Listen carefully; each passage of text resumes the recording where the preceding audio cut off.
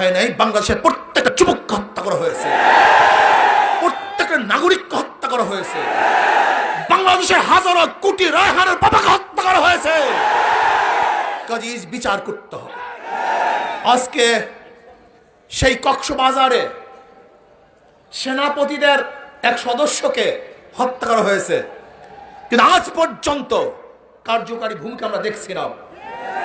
আবরার হত্যা হয়েছে, বাংলাদেশে অনেক আন্দোলন হয়েছে, সংগ্রাম হয়েছে, কিন্তু আবরারের খুনিরা আজ পর্যন্ত হাসতেছে, পরীক্ষা দিচ্ছে, কিন্তু ফাঁসির রশিতে এখনো ঝুলতে আমরা দেখি নেই।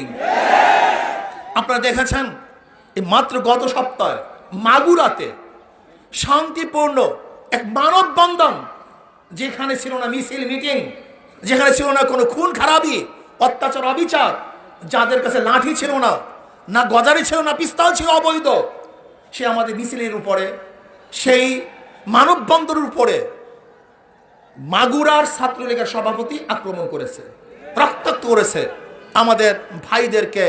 বাংলাদেশে যারা ধর্ষণ বিরোধী আন্দোলন করেছে তাদের উপরে যারা আক্রমণ করেছে, আমি মনে করি তাদের উপর আক্রমণ করা হয় নাই, বরং ধর্ষণের পক্ষে তারা আক্রমণ করেছে। আপনারা দেখেছেন মাত্র 2 দিন আগে লালমোহন ফরাজগঞ্জ ইউনিয়নের হযরত মাওলানা তুফাইল আহমদ সাহেব, তিনি চেয়ারম্যান নির্বাচনে অংশগ্রহণ করেছেন। আওয়ামী লীগের দাবি কি ছিল? উড্ডয়ন করতে হবে, রাখতে পারবে না। সে বলছে কেন? এটা আমার অধিকার, নাগরিক অধিকার, আমি অবশ্যই থাকবো, আমি ক্যান্ডিডেট থাকবো, আমি নির্বাচন করব। কিন্তু সেই ব্যক্তিকে পিটিয়ে রক্তাক্ত করে আজ তুফাইল সাহেব হসপিটালে মৃত্যুর মুখোমুখি হয়েছেন। ইসলামী আন্দোলন ক্যান্ডিডেট ছিল, হাত পাকের ক্যান্ডিডেট তুফাইল আহমদ সাহেব। আমি সরকারকে বলবো, একদিকে আপনি গুন্ডা বাহিনী পালবেন আর দেশকে সন্ত্রাস মুক্ত করবেন, এটা কোনোদিন সম্ভব না। আপনি ধর্ষক পালবেন আর ধর্ষক পেলে আপনি দেশকে ধর্ষণ বন্ধ করবেন, এটা কোনোদিন সম্ভব না।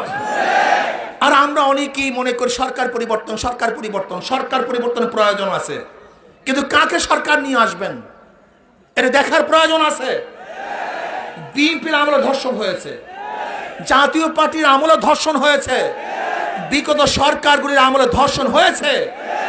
এরা ধর্ষণকে প্রতিরোধ করতে পারবে না, বরং এমন এক সরকার বসাতে হবে যারা ধর্ষণ করে না এবং ধর্ষণের প্রতিবাদ করবে, ধর্ষণকে বন্ধ করবে। সেই সরকার ইসলামী সরকার, সেই সরকার ইসলামী সরকার। আপনারা দেখেছেন ঢাকা বিশ্ববিদ্যালয়ের ছাত্রলীগের সভাপতি তিনি ঘোষণা দিয়েছেন যে ধর্মভিত্তিক কোন সংগঠন ইউনিভার্সিটিতে তারা রাজনীতি করতে পারবে না।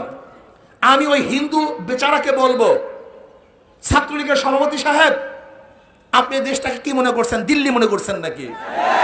এটাকে ভারত মনে করছেন নাকি? এটা নওয়াব সলিমুল্লাহর ইউনিভার্সিটি, এটা বাংলাদেশের 92% মুসলমানদের দেশের ইউনিভার্সিটি। এই ইউনিভার্সিটি গড়ছে মুসলমান, জায়গা মুসলমানদের, হিন্দুরা বাধা দিয়েছে। কাজে ইউনিভার্সিটিতে কোন ধর্মভিত্তিক সংগঠনকে কেউ যদি বাধা প্রদান করে, ওর আঙ্গুল ভেঙে হয়ে হবে, হাত ভেঙে হয়ে হবে, চক্ষু পুড়ে যাবে ইনশাআল্লাহ।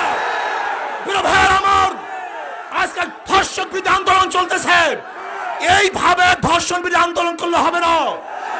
আমরা সবাই আমাদের সবাইকে মাঠে নামতে হবে, ঐক্যবদ্ধ আন্দোলন করতে হবে, সংগ্রাম করতে হবে, গোটা বাংলাদেশকে অবরোধ করতে হবে।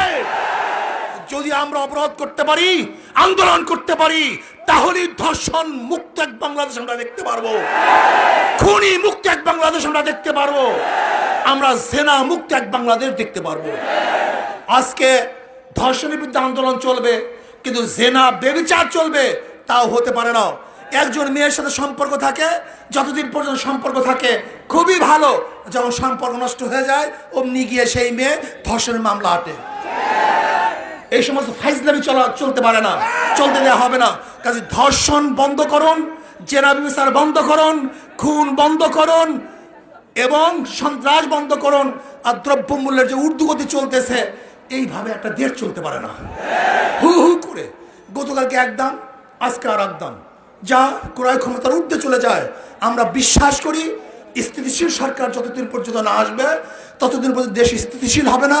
কাজে আল্লাহ পাক রব্বুল আলামিন আমাকে এবং আমাদের সবাইকে এই আন্দোলন সংগ্রাম করার তৌফিক